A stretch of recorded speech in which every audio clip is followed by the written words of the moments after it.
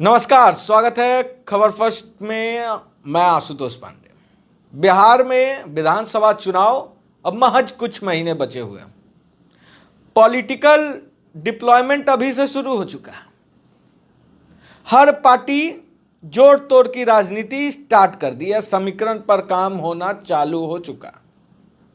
जैसा कि आप देख रहे हैं, टाइटल से लेकर थंबनेल तक एक ही है। क्या सीमांचल प्रशांत किशोर इस बार साध लेंगे?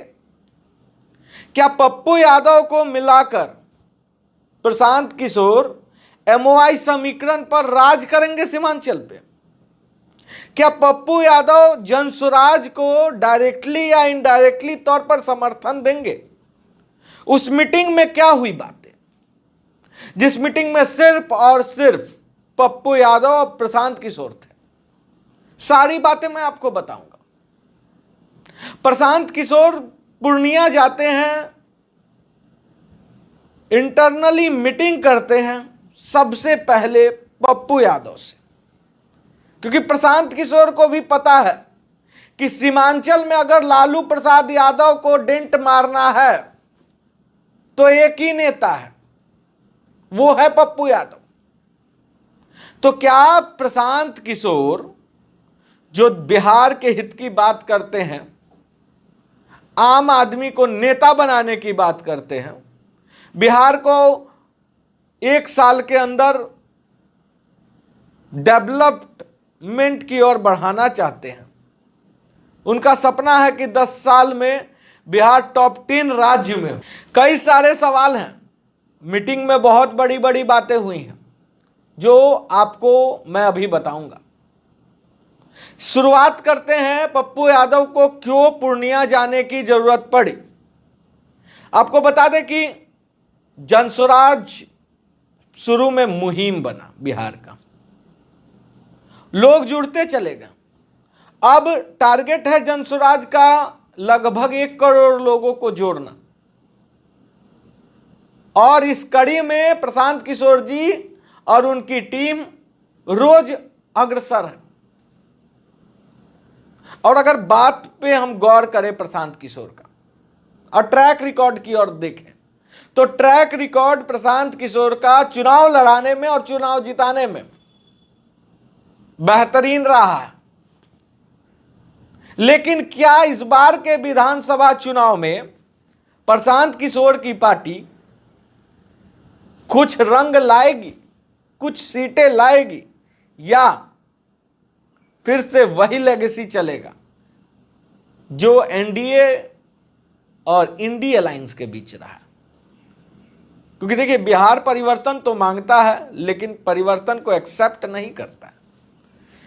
इसी कड़ी में प्रशांत किशोर जी को साफ तौर पे लग गया कि पूर्वांचल, अगर सीमांचल को साधना है तो वहां के मेन लीडर को पकड़ना होगा। अब भैया, अगर आरजेडी को डेंट नहीं लगाएंगे, सिर्फ अगर एनडीए को डेंट लगाएंगे प्रशांत किशोर जी, तो सरकार तो नहीं बना पाएंगे। तो आरजेडी को डेंट लगाने के लिए उन्होंने सीमांचल का रास्ता नापा, सीधे पूर्णिया चलेगा।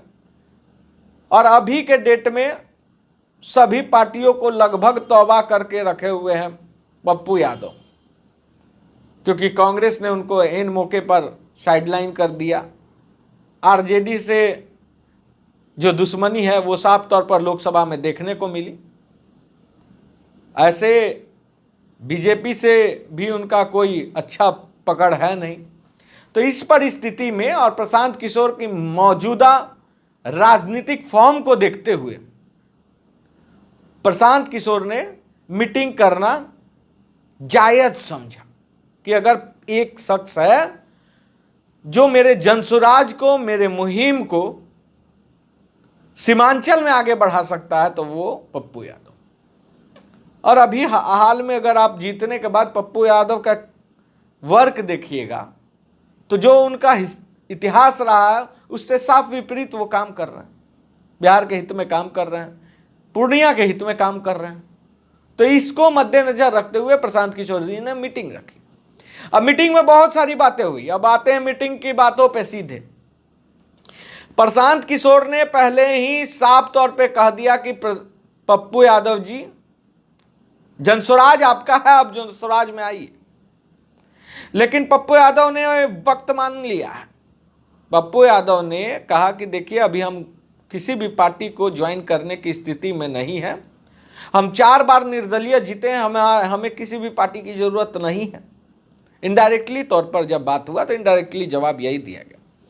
लेकिन प्रशांत किशोर भी माहिर। प्रशांत किशोर एक चीज मनवाने में पप्पू यादव को कामयाब हो गए हैं। पप्पू यादव ने प्रशांत किशोर को कहा है कि हम बाहर से आपका समर्थन करेंगे। अब बाहर से और अंदर से समर्थन करने की बातों को समझे। जहां से पप्पू यादव के उठाए हुए उम्मीदवार रहेंगे, वहां से जनस्वराज का उम्मीदवार नहीं होने वाला अगर ये ट्रीटी बनती है तो। और जहां से जनस्वराज का उम्मीदवार होगा, वहां पप्पू यादव अपने MY समीकरण लेकर खड़ा रहेंगे। तो बस बात यही बनानी थी प्रशांत किशोर को, और ये बात बन गई। प्रशांत किशोर सीमांचल में अब समझ रहे हैं कि चीजें आसान हो गई है। लेकिन मैं प्रशांत किशोर को बता दूं कि सीमांचल उतना आसान नहीं है जितना प्रशांत किशोर समझ रहे हैं। सीमांचल जो है वो अपने आप में कहा जाता है कि अगर बिहार में कहीं से राजनीति की शुरुआत होती है, कूटनीति की शुरुआत होती है, षड्यंत्र की शुरुआत होती है, तो वो सीमांचल से होती है। तो सीमांचल को साधना इतना आसान नहीं है। एक पप्पू यादव को साध कर अगर प्रशांत किशोर ये सोचेंगे कि हम सीमांचल में 10% सीट जीत जाएंगे, तो थोड़ा सा मुझे लगता है कि मुश्किल है। ऐसे प्रशांत किशोर कहते हैं कि मेरे दुश्मन भी कहते हैं कि मुझे चुनाव लड़ाने आता है। और सच में ये तो उन्होंने पूरे इंडिया के सामने प्रूफ किया है कि उनको चुनाव लड़ाने आता है। लेकिन देखने वाली बात होगी कि जिस प्रशांत किशोर का भविष्यवाणी हर बार बिहार में फेल हुआ, क्या इस बार चुनाव में वो कुछ कर पाएंगे? ऐसे में प्रशांत किशोर की बातों से प्रभावित हूं, और प्रशांत किशोर के इरादों से भी मैं प्रभावित हूं कि पहला नेता मैंने देखा जो डोर टू डोर कैंपेन किया, वोट नहीं मांगा हो। लेकिन इस बिहार में हमेशा से मैं बोलते आ रहा हूं कि लोगों को अच्छे लोग अच्छे लगते हैं, अच्छी बातें अच्छी लगती है, लेकिन वोटवा देते हैं जात के नाम पे। तो देखना होगा। इसलिए प्रशांत किशोर भी अब थोड़ा सा ट्रैक बदले हैं। MY समीकरण को समेटने के लिए उन्होंने एक बहुत ही अच्छा रास्ता निकाला है, पप्पू यादव। अब देखिए, इसका इंपैक्ट सिर्फ सीमांचल पे नहीं पड़ेगा।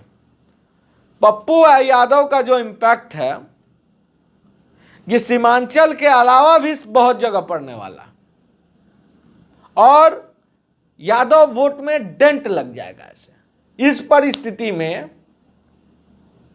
जनस्वराज को फायदा होते दिखेगा, और बहुमूल्य हो सकता है कि जनस्वराज 5 से 10 सीट जीत जाए। हो सकता है, मैं बोल रहा हूं, बहुत जल्दी मैं लाऊंगा आपको ओपिनियन पोल, जनता का ओपिनियन पोल लाऊंगा मैं, जहां से जनता किसको जिता रही है, किसको अच्छा समझ रही है। ये सारी चीजें बिहार पे लाने वाला हूं बहुत कुछ दिनों में।